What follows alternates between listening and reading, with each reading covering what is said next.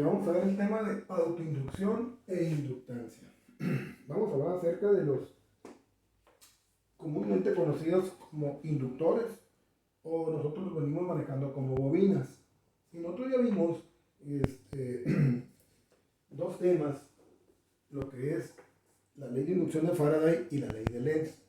¿Sí? Ya vimos que en una bobina, ¿sí?, si varía un flujo externo, se va a inducir una corriente.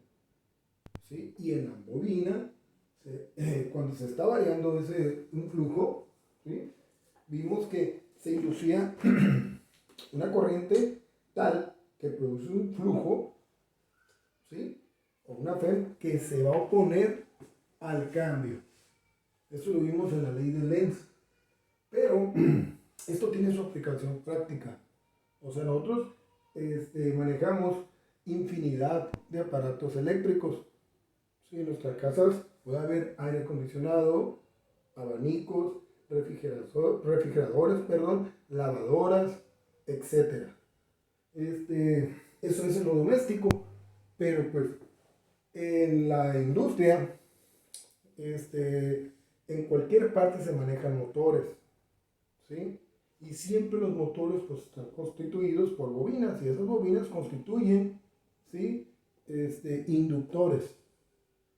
Vamos a ver aquí, debido a que, ¿sí?, se producen ciertos fenómenos cuando arrancan esos motores, ¿sí?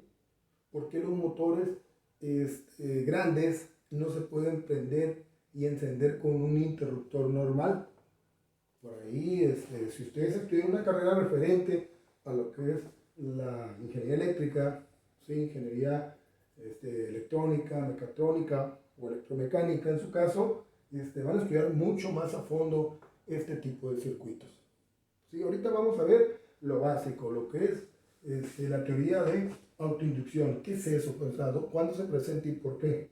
Nosotros tenemos un circuito normalito, ¿sí? Ahí aquí en el libro de texto, en la página 239 viene un esquema y hace alusión a él. Es la figura 4.15, dice: circuito eléctrico formado por una bobina, una fuente de FEM y un interruptor. Esquema del circuito: al cerrar el interruptor en la bobina se induce una FEM de sentido contrario a la de la fuente.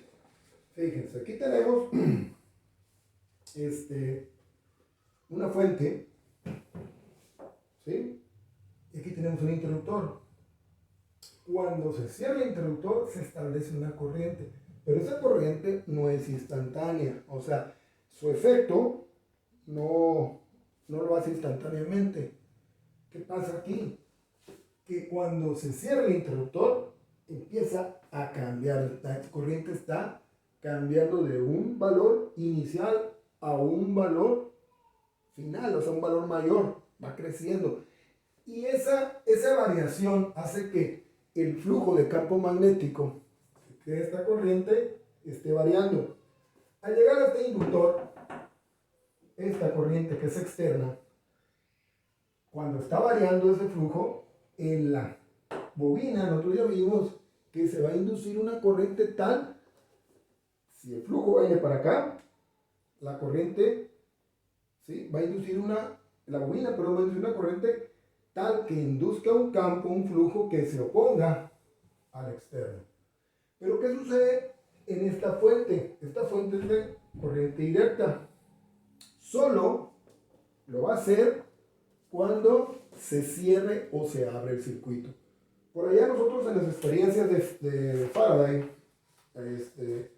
cuando empezamos la unidad, estaban estos, miren, aquí estaban, ¿sí?, este circuito, y nosotros mirábamos en un video que les pasé que cuando encendía, aquí había lo voy a dibujar, ¿sí?, aquí estaba un amperímetro, ¿sí? Ese amperímetro estaba conectado, aquí voy a poner una bobina de esta manera, aquí, ¿sí? circuito estaba alimentado por una fuente. Bueno, vamos a suponer que aquí tenemos esto, ¿no? Cuando metíamos y sacábamos el imán, se inducía una corriente. En este circuito, lo que tenemos acá, ¿sí? Aquí voy a poner una fuente.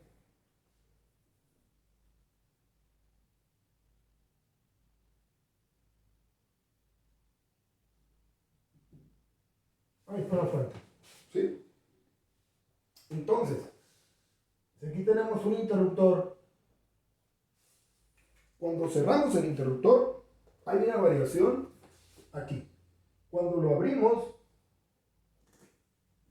se produce otra variación, o sea, se detecta en el amperímetro. Esa FEM que detecta esa corriente es la que se induce en el inductor, ¿sí? Entonces, la FEM autoinducida en una bobina, aquí está la FEM, y se le pone L debido a la bobina, es directamente proporcional a la rapidez con que varía la intensidad de corriente debido a la fuente. O sea, cuando la encendemos, varía el flujo. Y esa variación induce una corriente que se opone.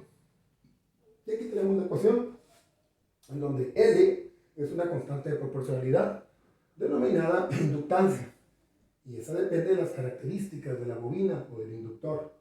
Las unidades de L, ¿sí?, son los Henry, en honor al científico Henry. Y nos dice, la inductancia L constituye una medida de oposición de un dispositivo a variar la corriente eléctrica. Nosotros aquí trabajamos con fuentes de corriente directa. Pero ¿qué sucede? Muchos aparatos, pues, la mayoría de aparatos trabajan con corriente alterna. Ejemplo, nosotros tenemos abanicos, aires acondicionados en nuestras casas y los encendemos, ¿sí? Pero cuando se enciende, empieza a circular una corriente. En ese lapso de momento, ¿sí?, en ese lapso cuando aquí se establece una corriente, tiene otras características la corriente alterna. La corriente alterna está variando, ¿sí? Entonces, esa variación, aquí vienen las fotografías de inductores, ¿no? Aquí tengo un inductor muy parecido al que está aquí. Son tipos de inductores. Nos dice, la inductancia L constituye una medida de la posición de un dispositivo a variar la corriente. Este hecho tiene gran importancia en circuitos de corriente alterna. Si se conecta una bobina a una fuente de fe constante, la intensidad de corriente se establece, esta determinada únicamente por la FEM y la resistencia del circuito. Pero si se conecta a una fuente FEM alterna, entonces la intensidad depende además de la inductancia de la bobina. En los circuitos de corriente alterna, ¿sí?, nosotros en los domésticos, en los aire acondicionados, los abanicos, no es tanto, los podemos apagar y encender, ¿sí? Por eso los abanicos, los aires acondicionados, utilizan capacitores. Ahorita vamos a ver otro circuito acá. Porque utilizan capacitores para disminuir ese efecto que producen las bobinas, ¿sí? En los motores, en un motor ya de una capacidad considerable, este motor, algunos son trifásicos, ya los motores, algunos talleres, aquí los podemos ver en unos talleres, en unos empaques, motores de arriba de 5 HP, de 10 HP, se utilizan algo que se llama arrancador. Por aquí alguien nos va a conectar de esta manera. Se queda dentro de un contactor, ¿sí? Cuando aplastan un botón, por ahí si a alguien le toca ver, ya después que estudie o esté trabajando, tiene un botón negro y un botón rojo. Este es off y este es on. Aplastamos nosotros este on, este está conectado por aquí, manda una señal a este aparato y este aparato es el que enciende el motor y lo enciende, se enciende de esta manera porque no sería muy peligroso encenderlo con un controlador o un dispositivo normal como ese. ¿Sí? ¿Por qué? Porque la inductancia que crean esos motores es muy grande. O sea, vamos a ver que la energía, esta que está acá, es muy grande. La oposición que opone a que se varíe su corriente es muy grande debido a eso. Ese es algo que después, como les comento, aquí lo manejamos básicamente, pero ustedes lo van a estudiar si se van a esa área de ingeniería, ¿no? Aquí lo mencionamos. ¿Dónde se aplica esto? Es lo importante. La energía de campo magnético. Ahora tenemos este mismo circuito, pero tenemos una adaptación. Aquí está una adaptación. Ahorita vamos a ver qué es. Aquí está, miren. En la página 242. Nos dice: un circuito como la figura 4.17 permite evidenciar que una bobina almacena energía e incluso estimar dicha energía. Luego de un breve tiempo después de ser cerrado el interruptor de la bobina, se establece una corriente eléctrica constante.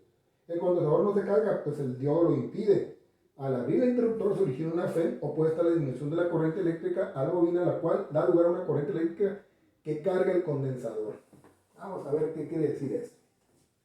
Aquí tenemos una fuente de corriente constante. Cuando se establece esto aquí, al momento que se cierra, esto que está aquí es un diodo rectificador. El diodo funciona como una compuerta que solo permite la circulación de corriente en un sentido. Cuando tenemos esta palanquita aquí, esto viene de la teoría de semiconductores. Lo vimos en la primera unidad. Pero la corriente no circula para acá, solo para acá. Entonces, cuando se establece esta corriente, no se carga este capacitor. ¿Sí? Este inductor, cuando está aquí, cuando ya se establece la corriente, se queda, o sea, no pasa nada, se queda así. Cuando se abre, se induce una corriente aquí. Y esa FEM, entonces cuando lo va a abrir, se abre y esa FEM es la que carga ese capacitor. Y aquí, este es un voltímetro, ¿sí?, que va a medir el voltaje máximo que adquiere este capacitor. De esa manera podemos medir la energía que tiene un inductor. Y nos dice, mientras que en un condensador la energía se almacena en el campo eléctrico producido por las cargas eléctricas de sus placas, en un inductor lo hace en el campo magnético originado por la corriente. O sea, ¿qué tanta corriente induzca este inductor? ¿Sí? Va a ser la energía que almacene este capacitor. Es la medida como se mide, ¿no? Obviamente hay pérdidas por calentamiento, etc. Expresamos esas pérdidas, podemos estimar la energía que se almacena en este inductor. Estos temas, jóvenes, son muy interesantes, son muy profundos. Lo vuelvo a comentar, estamos en un nivel de bachillerato, un nivel básico, pero el estudio de circuitos RC, RL y RCL tiene un estudio muy profundo y tienen infinidad de aplicaciones técnicas en ingeniería. Es muy interesante. ¿Sí? Les presento este tema. O sea, me interesa a mí que se entienda del por qué suceden las cosas, por qué sucede un fenómeno físico. Ok, gracias.